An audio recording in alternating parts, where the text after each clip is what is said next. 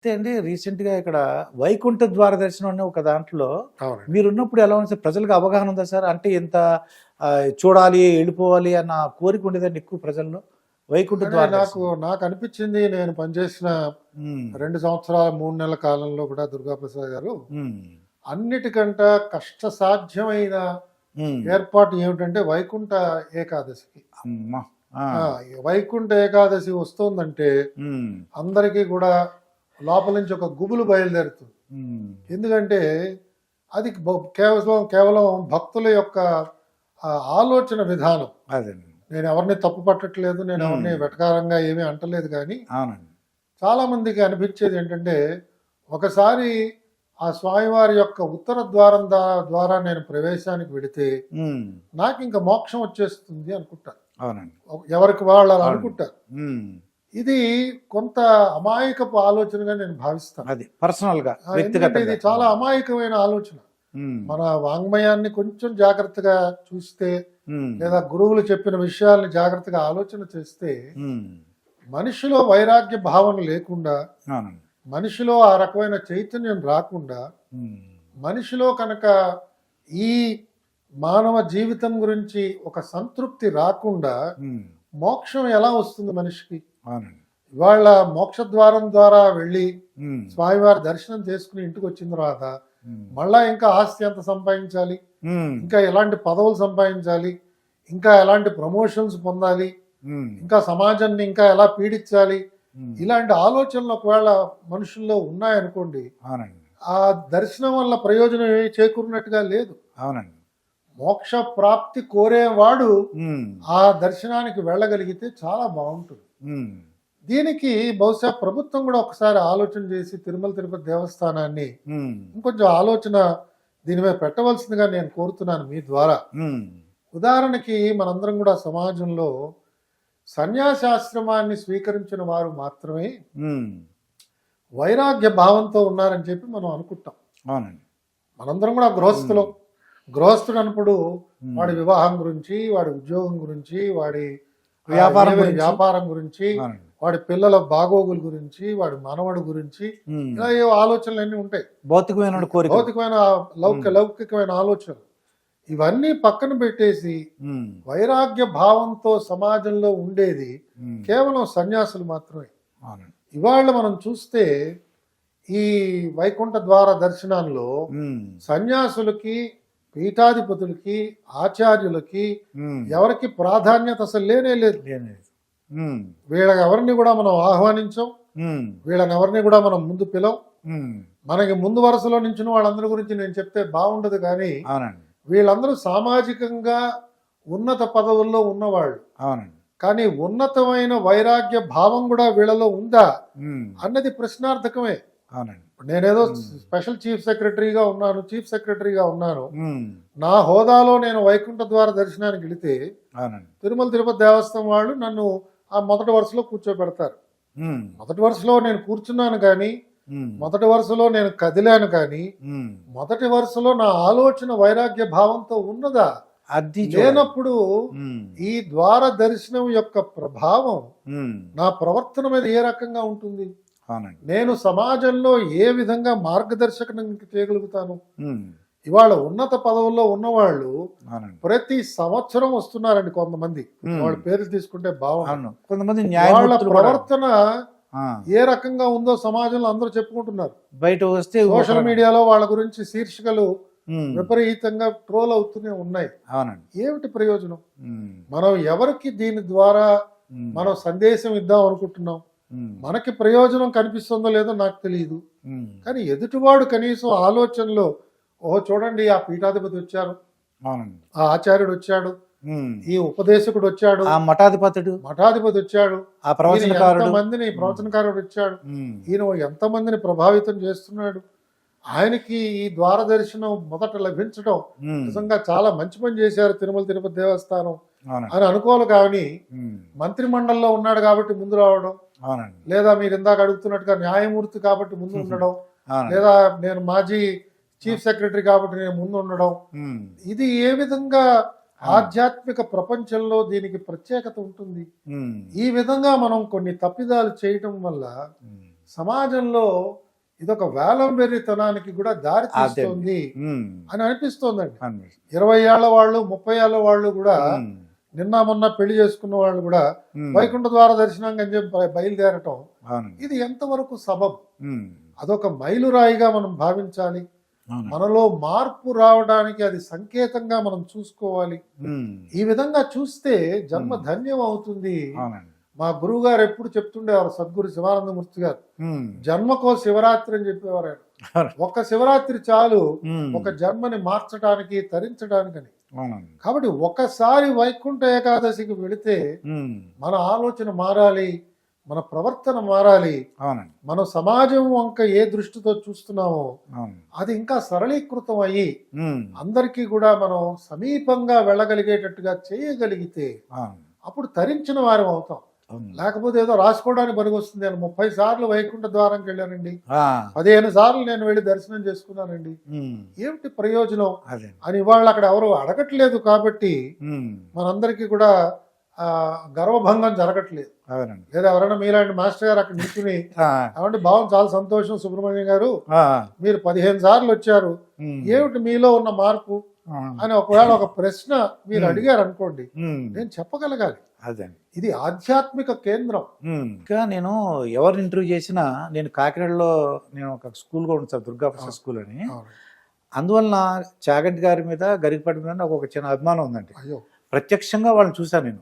వాళ్ళు మా స్కూల్ కూడా పిలిపించుకున్నాను, మాట్లాడించాను అనమాట. అంటే ప్రజలకి సందేశం ఇప్పించాను అనమాట.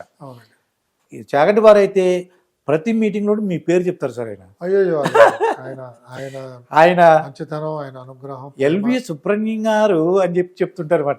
ఆయన అంటే మీలో ఆయన ఏదో గ్రహించారండి. ఆయన ప్రతి మీటింగ్ అంటే విద్యార్థులని 2000 మంది కాకినాడలో మాట్లాడుతూ మీ గురించి చెప్పారు. ఆయన చీఫ్ గెస్ట్గా వచ్చారు, ఆయన ఒక సిన్సియర్ ఆఫీసరు, ఆయన ఇలా అని మీ గురించి చెప్పారన్నమాట. అంటే మీకు ఎలా పరిచయం సార్ అసలు చాగంటి వారు, ఆయన గొప్పతనం? నాకు మొట్టమొదటిసారి చాగంటి కోటేశ్వరరావు గారిని నాకు పరిచయం చేసింది సముద్రాల కృష్ణమూర్తి గారని ఒక మహానుభావుడు శ్రీశైలం క్షేత్రంలో పరమాచార్య ట్రస్ట్ అని చెప్పి పెట్టి అనేక అద్భుతమైన కార్యక్రమాలు చేసేవారండి. ఆయన ఉద్యోగరీత్యా కమర్షియల్ ట్యాక్సెస్ డిపార్ట్మెంట్ లో పనిచేసి పదవీ విరమణ పొందారు. ఆయన శ్రీశైలంలో క్షేత్రంలో అనేక మంచి కార్యక్రమాలు చేసేవారు. ఆయన నా మీద ఉన్న అభిమానంతో ప్రతిసారి నాకు ఆహ్వానం పంపించేవారు శ్రీశైలానికి. మేము రేపు 1,00,000 బిల్వార్చన చేస్తున్నామండి, మీ ఇద్దరు వచ్చి కూర్చోవాలనేవాడు. సో ఉన్న బలంగా పరిగెత్తుకెళ్ళేవాడిని. అలా చాలా సార్లు వెళ్ళాను. అలా వెళ్ళినప్పుడు ఒకసారి నాకు చాగంటి కోటేశ్వరరావు గురించి ఆయన చెప్పారు. ఈయనకి శ్రీశైల క్షేత్రం గురించి ఎన్నో విషయాలు తెలుసండి. ఆయన చాలా చాలా వృద్ధుడేమో అనుకున్నాను నేను, కానీ ఆయన మీ వయసు వాడే ఆయన, కానీ అన్ని విషయాలు చాలా చక్కగా చెప్తున్నారు అని చాలా గొప్పగా చెప్పారు. దాని తర్వాత అనుకోకుండా నేను తిరుమల తిరుపతి క్షేత్రానికి ఎగ్జిక్యూటివ్ ఆఫీసర్గా వెళ్ళడం జరిగింది. అప్పుడు మాకు చైర్మన్ గా జె సత్యనారాయణ గారు ఉండేవారు. జె సత్యనారాయణ గారు ముఖ్యమంత్రి కార్యాలయంలో ఆయన అప్పుడు స్పెషల్ చీఫ్ సెక్రటరీ కింద పనిచేసేవారు. కిరణ్ కుమార్ రెడ్డి గారు ముఖ్యమంత్రిగా ఉన్నప్పుడు జె సత్యనారాయణ గారు చాగంటి కోటేశ్వరరావు గారి యొక్క ప్రవచనం తిరుపతిలో మీరు పెట్టిస్తే బాగుంటుంది అని చెప్పి నాకు చెప్పారు మీరు. సో జె సత్యనారాయణ గారు చెప్పారు కాబట్టి తప్పకుండా పెడదామండి అని చెప్పి నేను చాగంటి కోటేశ్వరరావు గారిని సమీపించడం, వారిని కోరటం, వారి దానికి వెంటనే అంగీకరించి మహతిలో ఒక 3 రోజులు వారి చేత తిరుమల క్షేత్రం గురించి వారి ప్రవచనం ఏర్పాటు చేయడం జరిగింది. అసలు ఆ ప్రవచనాలు పెట్టినప్పుడు మహతి క్షేత్రం అసలు చోటు సరిపోలేదు. అందరూ కూడా కిక్కిరిసిపోయింది. బయట స్క్రీన్ పెట్టి, బయట కుర్చీలు వేసి అందరూ వాక్ వేలో కూడా కూర్చున్నారు, ముందు కూర్చున్నారు అసలు. అండ్ పిన్ డ్రాప్ సైలెన్స్, ఎవరు మాట్లాడకుండా కూర్చునేవారు. చాలా గొప్పగా జరిగింది. అనేక మంది ప్రజాప్రతినిధులు కూడా వచ్చి కూర్చుని వాళ్ళు చివరి రోజు నాడు అయ్యా మేము మాట్లాడాలి, మా స్పందన చెప్తామని చెప్పి వాళ్ళు వెళ్ళి స్పందన కూడా చెప్పారండి. ఆ రోజుల్లో మెంబర్ ఆఫ్ పార్లమెంట్ ఉన్న ఒక పెద్ద ఆయన కూడా సామాన్యంగా ఇలాంటి విషయాల మీద ఎప్పుడు ఆయన స్పందించేవారు కాదు, కానీ దీని తర్వాత వెళ్ళి చెప్పారు. ఆ విధంగా మొట్టమొదట నాకు పరిచయం ఏర్పడింది. ఉమ్, దాని తర్వాత అనేక చోట్ల అవును. సభల్లో కలవడం, తర్వాత వారి ప్రవచనాలకు వెళ్ళటం. ఉమ్, వారు అలాగే గరికపాటి గారు, ఆయన కూడా నాకు బాగా పరిచయం. ఉమ్, వారు కూడా నా మీద చాలా అవును. గొప్ప వాత్సల్యాన్ని, అనురాగాన్ని, ఉమ్, వారి ఆశీస్సులు ఎప్పుడు ఇస్తుంటారు. ఆయన ఉమ్, సాహిత్యమూర్తి, ఆయన ఆయన సహస్రావధాని. సహస్రావధాని. ఆ, మరి ఆయనకున్న ప్రతిభ ఆయనకున్నది. ఉమ్, అలాగే సామవేదం షణ్ముఖ శర్మ గారు, అవునండి. ఆయన చేస్తున్న శాస్త్ర ఉమ్, వితరణ అని అనాలి మనం. ఎందుకంటే అవునండి. శాస్త్ర పరిజ్ఞానాన్ని అవును. సమాజంలో ఉమ్, అలు పెరగకుండా ఆయన చేస్తున్నారండి.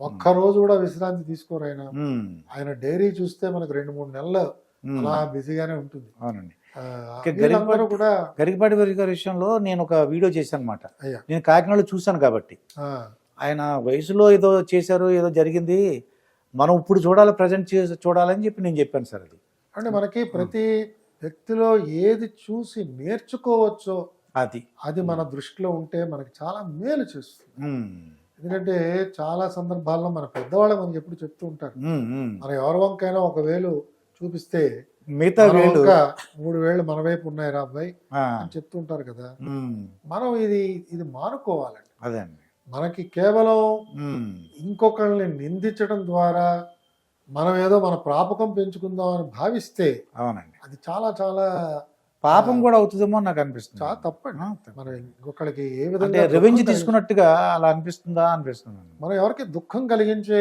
ఉమ్, అవకాశం ఉండకూడదండి. మనం అవునండి. ప్రవర్తించే తీరు మనకి నచ్చకపోతే మనం వినడం మానేద్దాం. ఉమ్, నాకు ఆ క్షేత్రం వెళ్ళడానికి ఇష్టం లేదు, వెళ్ళడం మానేస్తాను. ఉమ్. అంతేగాని ఆ క్షేత్రం గురించి నేను తోలనాడటం ఎందుకు? ఇప్పుడు అలా గరికపాటి వారి విషయం ఉందండి. ఆయన 24-25 ఇయర్స్ అండి. ఆ ఏజ్లో ఆయన ఏంటి యంగ్స్టర్ గాని నాకు అనిపించేదాడండి ఆ వయసులో. అప్పటికే ఆయన కామా. మనకి ఎందుకండి గతం ఎందుకు? ఉమ్, ఇప్పుడు ఆయన చెప్పిన శాస్త్రంలో, ఉమ్, ప్రవచనంలో మీకు ఒకవేళ ఆయన చెప్పింది తప్పు అనిపిస్తే, ఉమ్, మీకు ఆయనకి ఇది సరిదిద్దితే మంచిది అని ఉమ్, ఆయనకి మేలు చేద్దాం అనిపిస్తే మీరు ఉత్తరం రాసి ఆయనకి పడేయండి.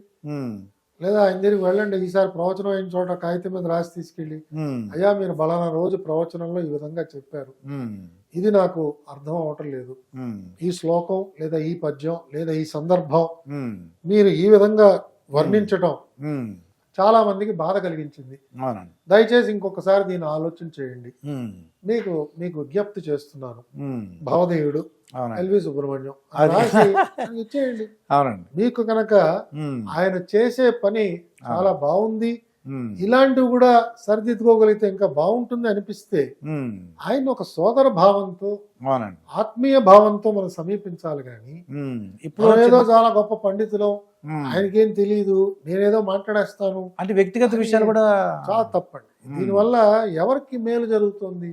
ఉమ్, ఎవరైతే మన తెలుగు సమాజంలో ఉమ్, మంచి ఆలోచనలు అవును. వ్యాప్తి చేయడానికి ప్రయత్నం చేస్తున్నారో ఉమ్, వారిని పరచడానికి ఎందుకు ఇలాంటి ఆలోచనలు ఉమ్, మనం చేయకూడదు. చేయకూడదు. అంటే చిన్నప్పుడు జరిగి ఉండొచ్చు అవి. తెలియదండి, తెలియదు, అది ఉమ్, మనకు అనవసరం. అది మనకు అనవసరం. ఇప్పుడు మనకి ఇంగ్లీష్ లో ఒక మంచి సేయింగ్ ఉందండి, um, every saint um, has a past. Okay, every saint has a past. Has a past. ఏదో ఉంది వ్యక్తి. గతంలో ఏదో ఉంటుంది వాడికి. Um, every sinner um. Has a future. Oh, ఇది బాగుంది సార్. ఇది every saint has a past. Past. Every sinner has a future. Future. నేను ఇవాళ పాపం చేశాను, ఫ్యూచర్ లో మరి తెలుసో తెలియకుండా తప్పు చేశాను, ఉమ్, క్షమించండి, నేను తప్పు చేశాను, ఉమ్, నేను ఇంకొకసారి చెయ్యను ఉమ్, అనే భావంతో కనుక నేను ప్రవర్తించగలిగితే ఉమ్, నాకు భవిష్యత్తు ఉంది. అవునండి. నన్ను వెంటనే ఉరి తీయవలసిన అవసరం లేదు. లేదండి. ఉమ్, కాబట్టి సమాజంలో మనం ఉమ్, ఎలా మెలగాలి, అవునండి. ఇలాంటి పండితుల్ని ఎలా సమీపించగాలి, ఉమ్, మన సంస్కృతిలో ఉన్న మూలాలను ఎలా గ్రహించాలి, ఉమ్, ఇది మన సంస్కృతిలో మూలం అండి. అవునండి. ఎంత తప్పు చేసిన వాడినైనా కూడా ఉమ్, దండన అవును. ఒక మాటతో సరిపుచ్చుకుంటే చాలండి. అవునండి.